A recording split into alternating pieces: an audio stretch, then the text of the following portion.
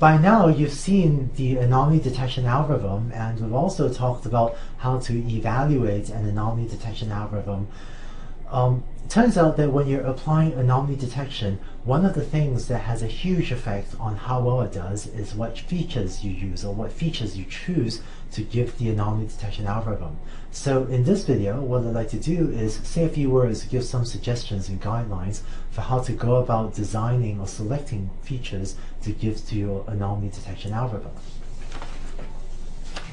In our anomaly detection algorithm, one of the things we did was model the features using this sort of Gaussian distribution with, xi, mu I, comma, sigma squared I, let's say. And so one of the things I often do will be to plot the data or plot a histogram of the data to make sure that the data actually looks, vaguely Gaussian before feeding it to my anomaly detection algorithm. And it will usually work okay even if your data isn't Gaussian, but it's sort of a nice sanity check to run. But by the way, in case the data looks non-Gaussian, the algorithm will often work just fine. But concretely, if I plot the data like this, and if it looks like a histogram like this, and the way to plot a histogram is to use the HIST or the HIST command in Octave. But it looks like this. This looks vaguely Gaussian, so if my features look like this, I'd be pretty happy feeding it to my algorithm. But if I were to plot a histogram of my data, and if it were to look like this, well, this doesn't look at all like a bell-shaped curve, right? This is a very asymmetric distribution. It has a peak way off to one side. If this is what my data looks like, what I'll often do is play with different transformations of the data in order to make it look more Gaussian. And again, the algorithm will usually work okay even if you don't, but if you use these transformations to make your data more Gaussian, it might work a bit better. So given a data set that looks like this, what I might do is say take a log transformation of the data, and if I do that and replot the histogram, what I end up with in this particular example is a histogram that looks like this. And this looks much more Gaussian, right? This looks much more like the classic bell-shaped curve that we can fit, with some mean and some variance parameter sigma. So what I mean by taking the log transform is really that if I have some feature x1 and the histogram of x1 looks like this, then I might take my feature x1 and replace it with log of x1, and this is my new x1 that I plotted the histogram of on the right. This looks much more Gaussian. And rather than just a log transform, some other things you could do might be, let's say I have a different feature x2, maybe I replace that with log x plus 1, or more generally with log x, that's x2, plus some constant c, and this constant could be something that I play with to try to make it look as Gaussian as possible. Or for a different feature x3, maybe I replace it with x3, I might take the square root. Square root is just x3 to the power of 1/2, right? And this 1/2 is another example of a parameter I can play with. So I might have, x4. Maybe I'll instead replace that with x4 to the power of something else, maybe to the power of 1/3.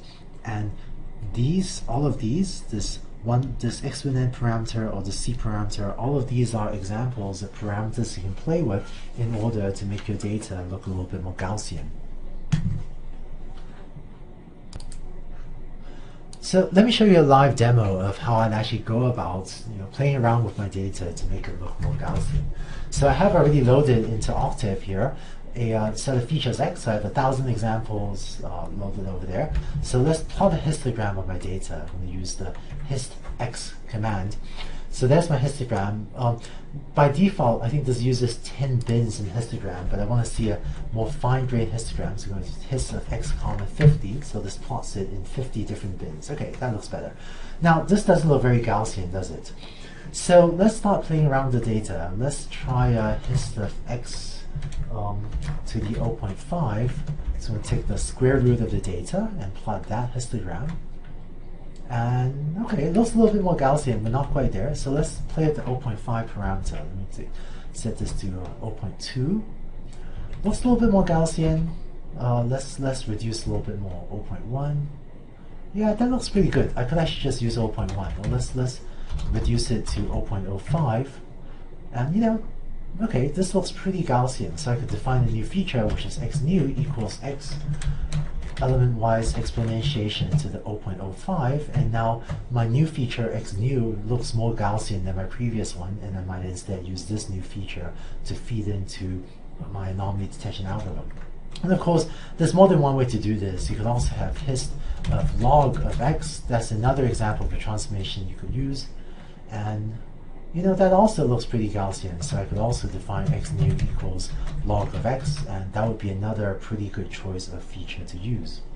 So to summarize, if you plot a histogram with the data and find that it looks pretty non-Gaussian, it's worth playing around a little bit with different transformations like these to see if you can make your data look a little bit more Gaussian before you feed it to your learning algorithm. Although even if you don't, it might work okay, but I usually do take this step. Now, the second thing I want to talk about is how do you come up with features for an anomaly detection algorithm? And the way I often do so is via an error analysis procedure. So what I mean by that is this is really similar to the error analysis procedure that we had for supervised learning, where we would train a complete algorithm and run the algorithm on a cross-validation set and look at the examples it gets wrong and see if we can come up with extra features to help the algorithm do better on the examples that it got wrong in the cross-validation set. So let's look through let's try to reason through an example of this process. In anomaly detection, we're hoping that P of x will be large for the normal examples and it'll be small for the anomalous examples. And so a pretty common problem would be if P of x is comparable, maybe both are large for both the normal and the anomalous examples. Let's look at a specific example of that. Let's say that this is my unlabeled data. So here I have just one feature x1, and so I'm going to fit a Gaussian to this, and maybe my Gaussian that fit to my data looks like that. And now, let's say I have an anomalous example. Let's say my anomalous example takes on an x value of 2.5. So I'm going to plot my anomalous example there. And it's kind of buried in the middle of a bunch of normal examples. And so this anomalous example that I've drawn in green, it gets a pretty high probability, right? It's the height of the blue curve. And the algorithm fails to flag this as an anomalous example. Now, if this were maybe aircraft engine manufacturing or something, what I would do is I would actually look at my training examples and look at what went wrong with that particular aircraft engine and see if looking at that example can inspire me to come up with a new feature x2 that helps to distinguish between this bad example compared to the rest of my red examples, compared to all of my normal aircraft engines.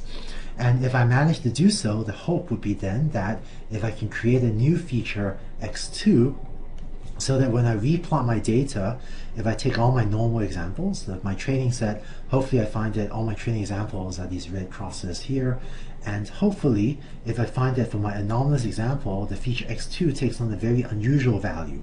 So for my green example here, this anomaly, right, my x1 value is still 2.5, but maybe my x2 value, hopefully it takes on a very large value, like 3.5 over there, or a very small value.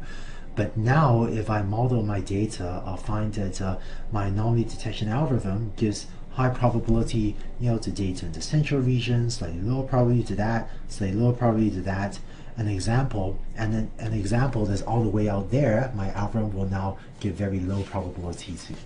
And so the process of this is really, look at the mistakes it's making, look at the anomaly that the algorithm is failing to flag, and see if that inspires you to create some new feature. So find something unusual about that aircraft engine and use that to create a new feature, so that with this new feature, it becomes easier to distinguish the anomalies from your good examples.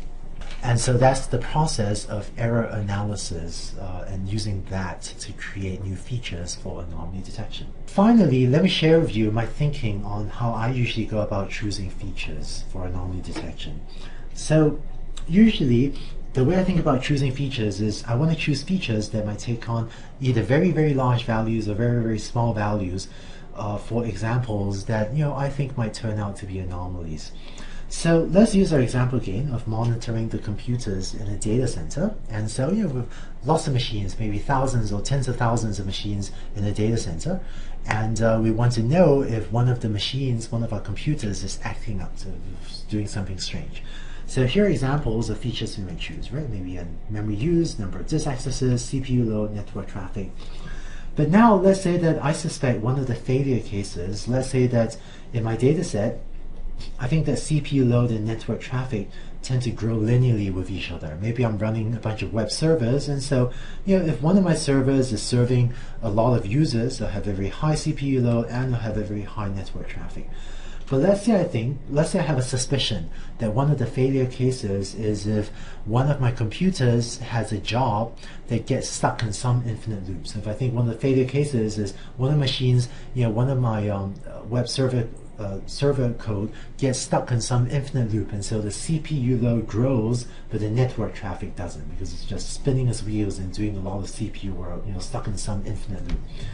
In that case, to detect that type of anomaly, I might create a new feature, x5, which might be CPU load divided by network traffic.